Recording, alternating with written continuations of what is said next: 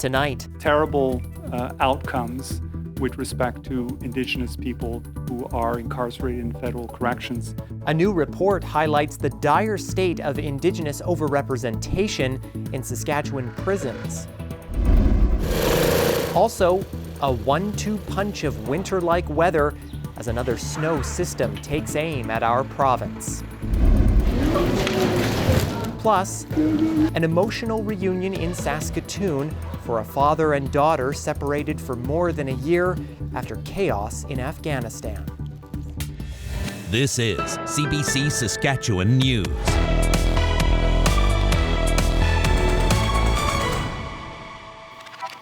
It is Friday, November 4th, and the CBC Saskatchewan News starts right now. Good evening and thanks for joining us tonight. A 58-second video shared widely online is raising questions about policing in Saskatoon. Yesterday, we showed you the video of a Saskatoon police officer chasing a man on 22nd Street. The officer tackles and subdues the man and then punches him in the face. The debate now is whether the officer went too far. Dan Zakreski brings us the story. Police say this is not how most arrests go, with an officer punching a man on the ground. Police say this began with a report of a suspicious man here on 22nd Street. They arrived and spotted the man urinating on the street. They tried to talk to him, but he ran. In every case of an arrest, there's a physical component. Cameron McBride says the dynamic changed when the man took off, and it colored how the officer reacted when he caught him. The suspect was fleeing and refusing to be arrested, and when taken to the ground, was refusing to comply, refusing to be arrested. And so that creates a real dilemma for the officer in terms of, how strong is this person, how violent is this person, what's their motivation for wanting to get away. Police say the incident will be reviewed by a supervisor and a use of force committee. This U of S sociology professor says what happened should also be reviewed by the community. The police are then going to do their job, determine whether their policy was followed, and then as citizens we all have to come together and say, okay, is this acceptable? Either the police find that it was unacceptable and sanction the officer, okay, the rules worked, or they say, no, this is acceptable within the bounds of our policy, and then again, us as a community have to decide, does policy have to change? It's not known when the police will decide whether the officer went too far. But he was wearing a body camera, which will show what the officer saw and heard. That will be part of the review. Dan Zakreski, CBC News, Saskatoon. The union that represents RCMP officers in Saskatchewan says the provincial government's decision to create a marshal's service is completely unnecessary and will lead to confusion. Yesterday, the provincial government announced the service would be operational in 4 years and have 70 officers. The marshals are supposed to be highly trained and respond to everything from drug trafficking to cattle thefts. The minister responsible says they would work alone as well as with the RCMP and other police services, but the union representing Saskatchewan RCMP members disagrees with the marshal's service plan and that consultation with policing groups didn't happen. We think that this Saskatchewan Marshal Service program is completely unnecessary and disappointing to us. It's providing a duplicate, segmented service, and it's really unfortunate to us that there was no consultation with either the National Police Federation, the RCMP, the Saskatchewan Association of Chiefs of Police, or the Saskatchewan Federation of Police Officers. Buckingham says another police agency with different standards and lines in communication may lead to an increase in risk to police and public safety. The government's contract with the RCMP expires in 10 years. A new report says Canada has made very little progress in addressing the overrepresentation of Black and Indigenous people in prisons. As Yasmin Khanea reports, advocates say the situation is especially dire here in Saskatchewan.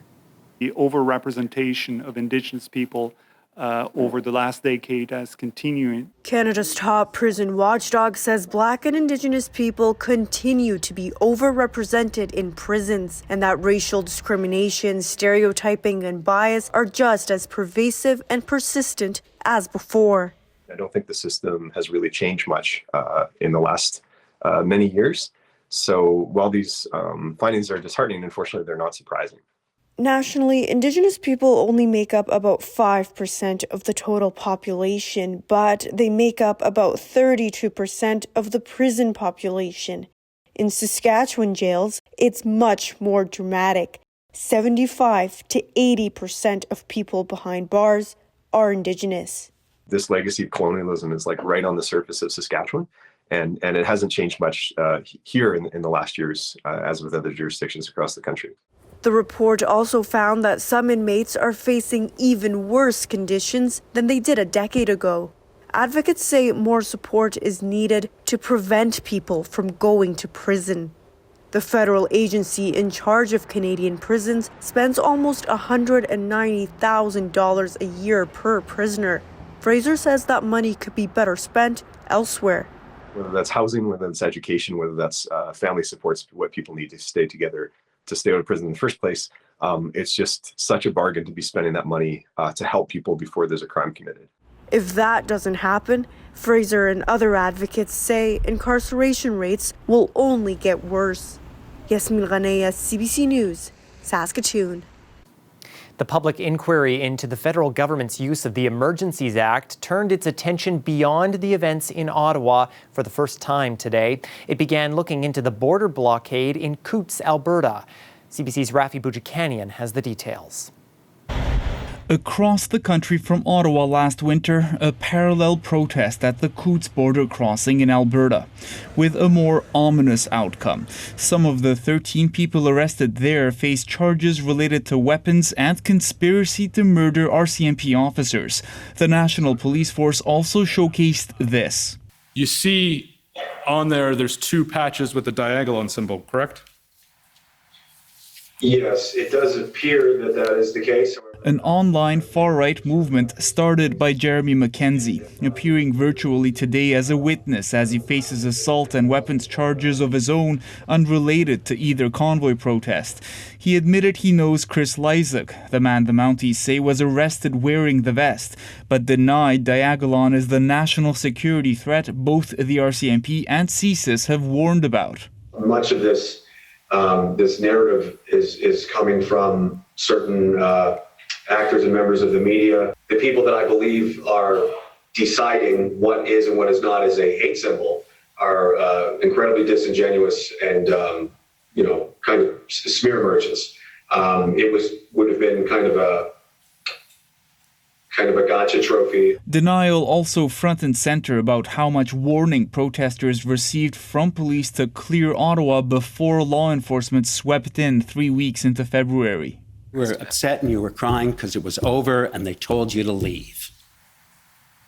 I was upset and I was crying because of what they were proposing to do to Canadian citizens. That exchange over a meeting between police liaison teams and convoy organizers, including Tamara Leach. Police logs entered into evidence. State officers believe they clearly told Leach and others it was time to go. It seems pretty clear to me that you were given the message, right? I was never told I needed to leave. So the PLTs, that's fabricated. Right? I remember when they came in and we had the discussion. Next week, the inquiry will move mostly away from Ottawa, focusing on events in Coutts and Windsor. But it could well interview Ontario's Premier and Deputy Premier too, should they lose their battle in court to avoid testimony. Rafi Boudjikanian, CBC News, Ottawa. Statistics Canada says the economy gained 108,000 jobs in October. That is more than expected, and it reverses the losses seen in recent months. The increase happened in a range of sectors led by manufacturing, construction and accommodation and food services. The new data stands in contrast to a forecast of a looming recession. Still, though, a survey for the report showed 1/3 of Canadians are finding it difficult meeting financial needs. And while wages increased for a 5th month, raises were less likely for lower income Canadians. Meanwhile, here at home, an economics professor says more jobs in this province could create other problems. So this report suggests that Bank of Canada is going to have to raise interest rates even more than they already have, that they're not done yet. It's the fact that we still have all these unfilled jobs and these really low unemployment rates and this positive wage pressure. That all says the economy's still overheated. Child says that means there are more jobs available than there are people to fill them. So while it will be easier for people to find a job, things will also cost more as inflation and interest rates continue to rise. Well, if you need some extra winter wear this season in Regina, some Guardian Angels have you covered. Angels for Warmth spent the noon hour wrapping 200 scarves around trees in Regina's Victoria Park. They're available for people who can't afford winter clothing. And you will likely need your warm woolies this weekend. Christy Kleiman-Haga brings us our chilly, snowy forecast when we come back.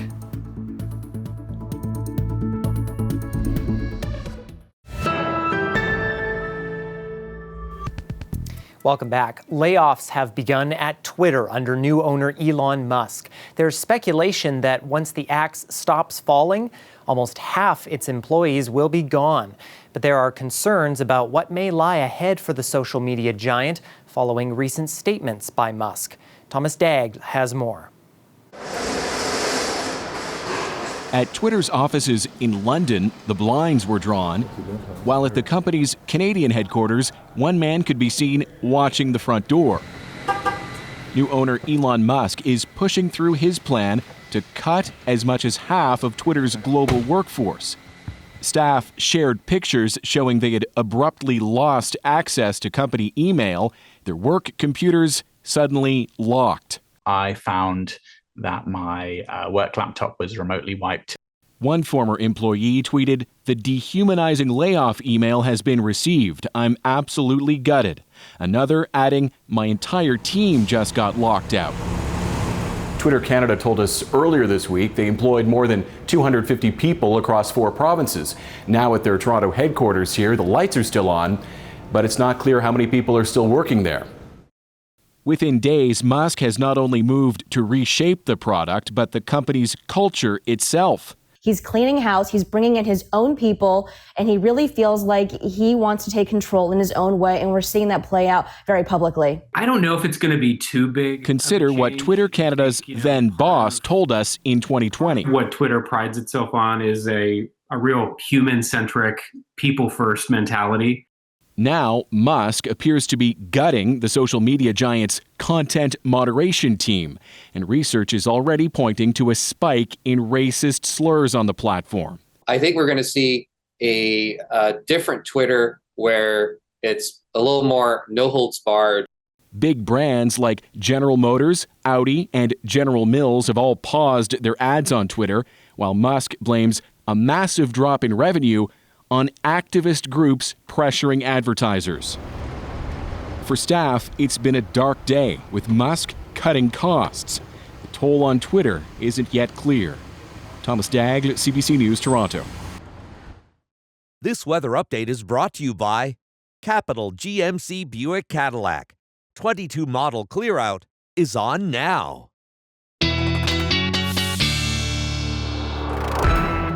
And meteorologist Christy Kleiman-Haga joins us now.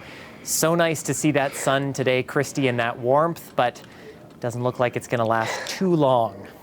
No, it looks like today was probably the best of the bunch in terms of your forecast with that beautiful sun, warmer temperatures. Here's a look at our temperatures across the region for this afternoon. You can see temperatures right around the 5 or 6 degree mark in Regina this afternoon. A little cooler in central Saskatchewan, but definitely a milder day, closer to seasonal for most areas, with winds gusting to around 50 or so kilometers per hour in parts of the extreme southeast. But otherwise, a pretty quiet day, leading us into a very busy weekend of weather across Saskatchewan. Saskatchewan. We're seeing high pressure dominating on our satellite, so that's keeping things nice and clear for the rest of the evening. So if you do have plans to travel this weekend, tonight's your night to go because it's going to start to deteriorate pretty quickly as we head into the day tomorrow. So here's a look at our watches and warnings for our system that's coming through over the next 24 hours. We have a snowfall warning in effect for parts of east central Saskatchewan, where you're going to see that bullseye of 10 to 20 centimeters. A winter storm warning everywhere in white. That's meaning that you're going to be getting some blowing snow as well as the risk of freezing rain, really just poor travel conditions as well as that accumulating snowfall.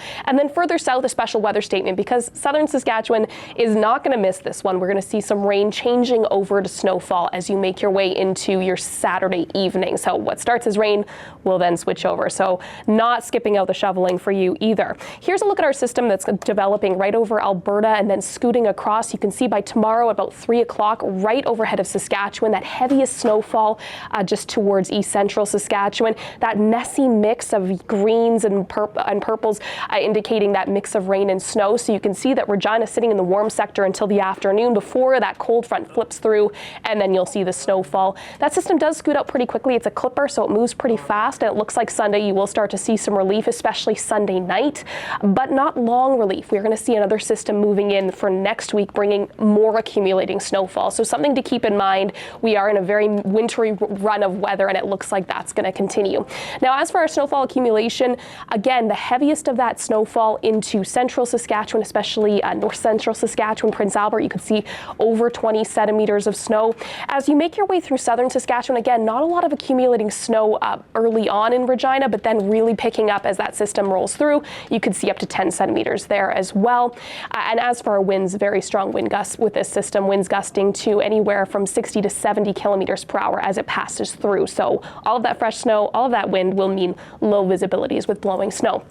And into next week, we are not seeing much of a change in terms of our temperature pattern with this one, cooling things down on Sunday and staying cold all the way through the week, below seasonal in the minus single digits. So Regina, another warmer day, or at least early on tomorrow before that cold front swings through, showers, windy conditions through the weekend, and then that second pulse of snowfall for next week with temperatures well below seasonal, down even into the minus double digits by the end of next week. And into Saskatoon, 1 degree tomorrow. It's going to be messy, the risk of freezing rain in the morning, so slippery conditions out there, windy weather as well. Little bit of a break for Sunday before that next system runs through. You're going to see minus 9 degree temperatures by Wednesday, minus double digits by the end of the week. So very wintry forecast out there.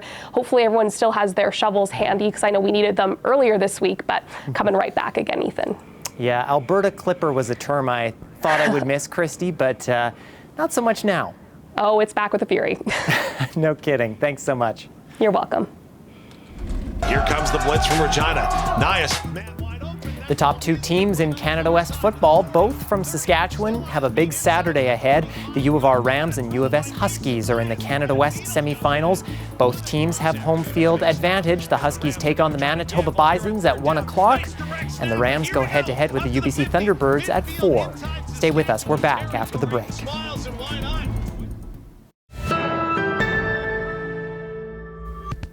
A host of Ontario school workers have walked off the job 1 day after the province invoked the notwithstanding clause to impose a contract and render strike action illegal. The workers say what was a fight for better wages is now a fight for the right to strike as well. The CBC's Deanna Sumanak-Johnson reports on the fallout. Out of the classroom and headed to the picket line. Early childhood educators, janitors, educational assistants took to their MPP's offices from Windsor to Ottawa to demand better pay and working conditions. I left a third world country to come to a first world country for a better life. I went to school. I think I did the things that I needed to do to be able to get better. This, despite the Ontario government's passing of the bill last night that banned the union from striking. The bill raised eyebrows around the country, with the Prime Minister commenting on it in Toronto today. The proactive use of the notwithstanding clause is actually an attack on people's fundamental rights. With schools missing so many of their key personnel, many school boards decided to close today. Some in the regions where only custodians but not educational staff belong to CUPE have managed to keep their doors open. But parents there also have mixed feelings. We're fortunate to have our kids in school. I mean, it's always a positive. However, I do believe that it's very important for us to support these workers as they're essential in our schools. And the big question on everyone's minds, if this disruption goes on beyond today, how much patience do Ontario's parents still have in store? We can't depend on people maintaining that sympathy forever. But we have to remember one thing, that it's a two-sided situation. You can't just say that one side is causing this to happen when the government could also make concessions that could have avoided this whole thing. But as two sides aren't even at the table right now, any concessions, any compromise seems some distance away. Deanna Sumanak-Johnson, CBC News, Toronto.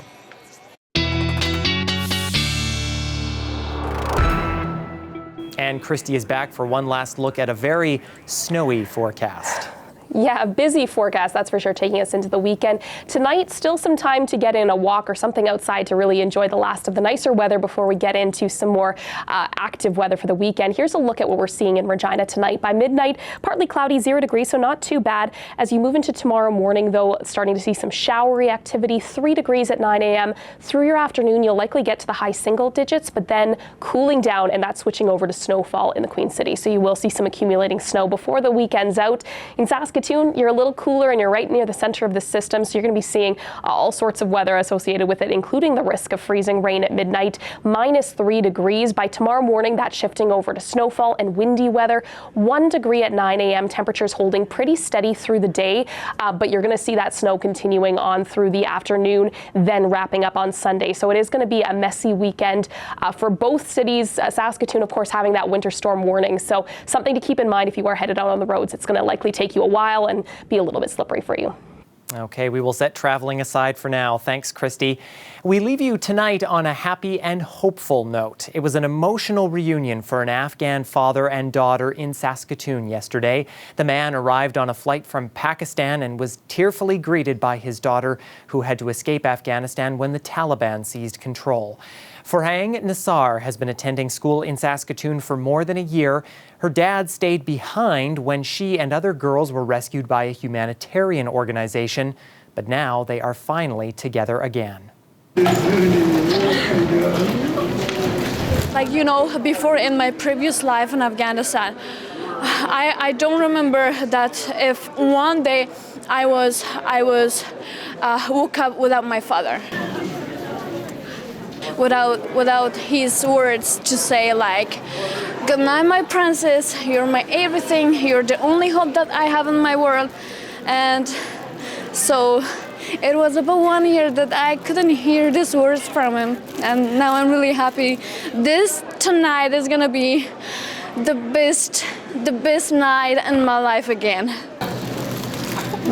He survived from Taliban.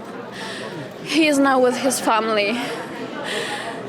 Oh my God, I remember that I said in one of my interviews that he is my everything. I want the government of Canada to bring him to me, and they made it happen. Thank you so much. So my dad said that it was really hard to be away for your family, and I couldn't imagine that one day I will see my family again, and it was really hard, and I thought that it was impossible, like it's impossible to see my family again. But now today I'm really happy I'm here. When I hugged my daughter, he meant me. When I hugged my daughter, it was really good. And I thought that I got the world in my hand again. And I'm really happy. Thanks from the government of Canada. Thank you. And what a great feel-good moment that is. That is it for us this week. For News Anytime, you can head to our website or our YouTube channel. Glenn, Reed, and Christy are back at 11. Thanks for watching, and have a great weekend.